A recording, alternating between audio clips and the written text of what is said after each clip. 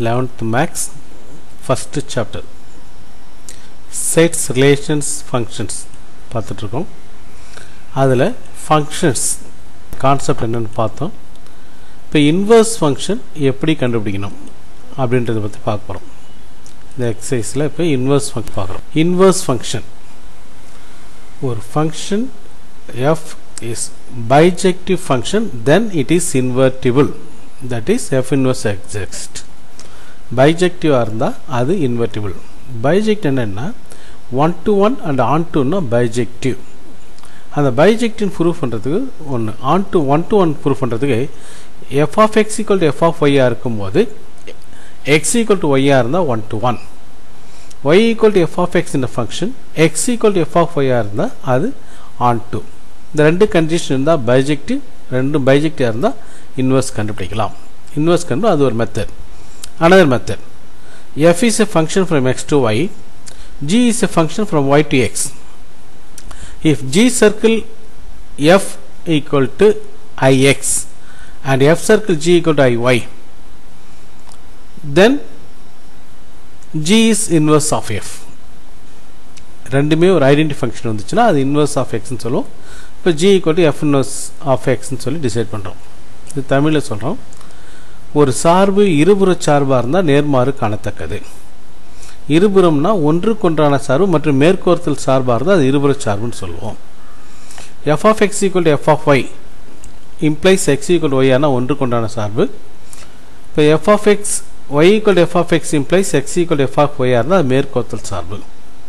அது நேர்மாறு கண்டுபிடிக்கான ரெண்டு கண்டிஷன். இன்னொரு method, g y tends to x என்ற சார்பு f x tends to y என்ற சார்புக்கு g circle f equal to ix and f circle g equal to iy என அமைந்தால் f இன் நேர்மாறு தன்மை உடையது. ஸோ g என்பது f இன் நேர்மாறு அப்படின்றது ஒரு அடிப்படை, அது கண்டிஷன். ஞாபகம் வச்சுக்க, சம்மில் என்ட்ரா வரும். First 11th question, f g h are real valued function and prove that f plus g of circle h equal to f circle h plus g circle h. What can you say about f circle g plus h? ஒரு மூணு சார்பு மெய் மதிப்பு சார்பு எடுத்துக்கிட்டு f plus g circle h equal to f circle h plus g circle h ன்னு proof பண்ண சொல்கிறாங்க. மேலும் இன்னொன்று பற்றி என்ன குறையலும் கேட்டிருக்கேன். இப்போ மூணு சார்புன்னு அவங்க எதுவுமே அவங்க கொடுக்காருன்னா நாமளே ஒரு அசைன் பண்ணிக்கிட்டோம். f of x 2x plus 5 g of x ஒரு சார்பு, h of x ஒரு சார்புன்னு கண்டுபிடிக்கும். இப்போ ப்ரூவ் தட்டில் f of x g of x add பண்ணி ஒரு ஃபார்மேஷன் வருது. ஸோ அதுக்கு ஒரு p of x நேம் கொடுத்து அதை ஆட் பண்ணி ஃபங்க்ஷன் வச்சுக்கிட்டோம். ரைட், இப்போ கண்டுபிடிக்கிறோம் f plus g circle h equal to, அதான் pன்னு எடுத்துருக்கோம், p circle h, that is p of h of x, p of h of x into x square plus x. அதை எடுத்து p ஃபங்க்ஷனில் substitute பண்ணால் 6 minus x இருக்கிறதுல அந்த term substitute பண்ணோம், 6 minus x square minus x, அது equation 1. இப்போ f circle h சார்புகள் சேர்க்கைன்னு சொல்லுவாங்க. f of h of x கண்டுபிடிக்கிறோம், h of x வேல்யூ போட்டோம், fல சப்ஸ்டியூட் பண்ணால் 2 into அந்த x உள்ள அந்த டேர்ம் வரணும், x square plus x plus 5, அதை மல்டிப்ளை பண்ணி எடுத்துக்கிட்டோம். g circle h, g into h of x equal to g of x square plus x, அதை வந்து g ஃபங்க்ஷன் பண்ணால் 1 minus x, அது 1 minus 3x சப்ஸ்டியூட் பண்ணி வேல்யூ கண்டுபிடிச்சிட்டோம். ரெண்டுத்தையும் ப்ளஸ் பண்ணால் கிடைக்கிற வேல்யூ ஃபர்ஸ்ட் ஈக்குவேஷன் வேல்யூ ஈக்குவலாக வருது. அப்போ ரெண்டுமே ஈக்குவல் ஆகிடுது. அந்த ஈக்குவலாக வருது பார்த்த பிறகு இது ஜஸ்ட் லைக் டிஸ்ட்ரிபியூட்டிவ் பங்கீட்டு பண்பு மாதிரி இது. அப்போ f plus g circle h equal to f circle h plus g circle h, இது டிஸ்ட்ரிபியூட்டிவ் லா. அப்படின்னும் போது அடுத்த ஸ்டேட்மெண்ட் என்ன குறையல்ங்கிறனால அதை டிஸ்ட்ரிபியூட்டிவ் லாவில் எக்ஸ்பேண்ட் பண்ணால் that can be equal to f circle g plus f circle h அப்படின்னு எழுத இயலும்.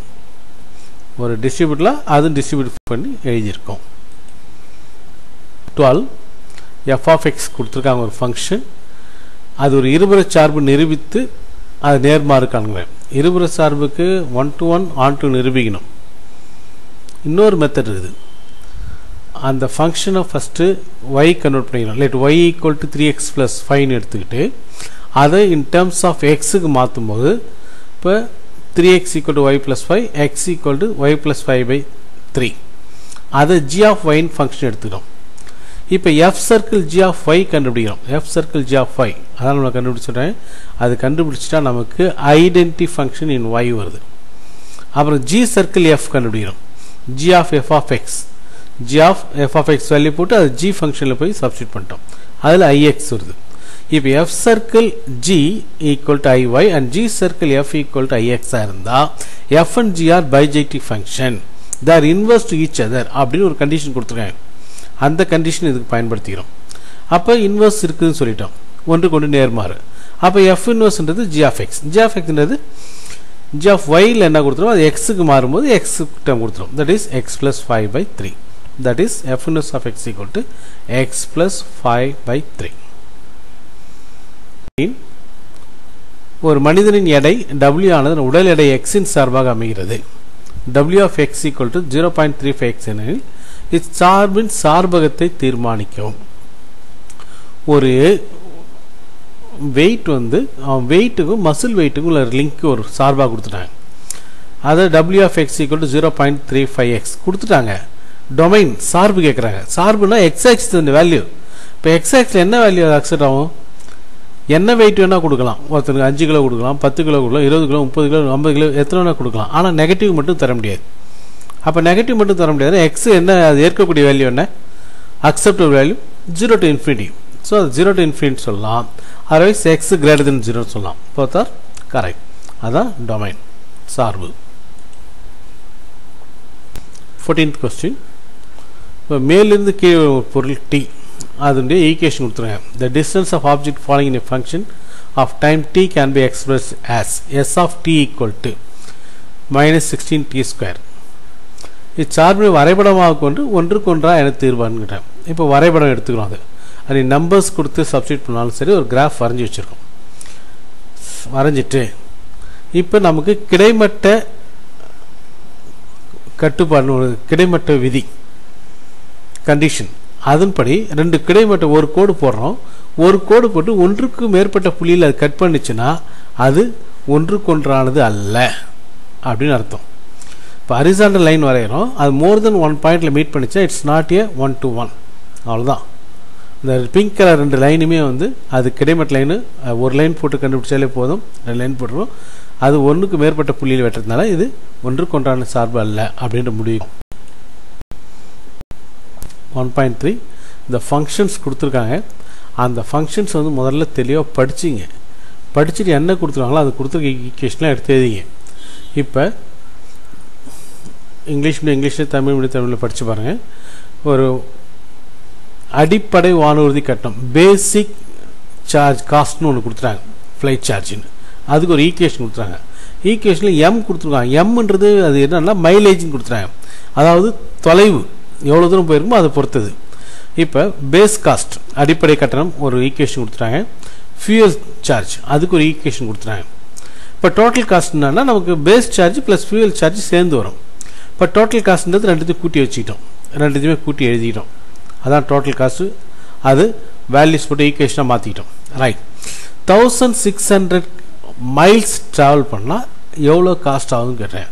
அப்போ கடந்த தொலைவு எடுத்து அந்த எம்மில் சப்ஸ்டிட் பண்ணோம். எம்ன்றது மீட்டர்லாம் கிடையாது, அது கடந்த மைல்ஸ். அது எவ்வளோ தூரம்ட்டு அதில் சப்ஸ்டிட் பண்ணோம்.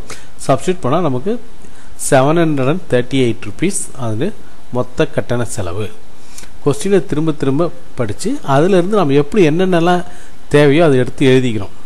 ஸோ அந்த ஆன்சரிங் கொஸ்டினை லிங்க் பண்ணி படித்து பாருங்கள். நெக்ஸ்ட். ஓகே, ஸ்டெப் சம்ஸ் எல்லாமே புரிகிற வரைக்கும் அதை எடுத்து ரீட் பண்ணி அதுலேருந்து ஸ்டெப்ஸ் நீங்கள் எடுத்து லேர்ன் பண்ணிங்க, கற்றுக்கிட்டு செக் பண்ணிங்க.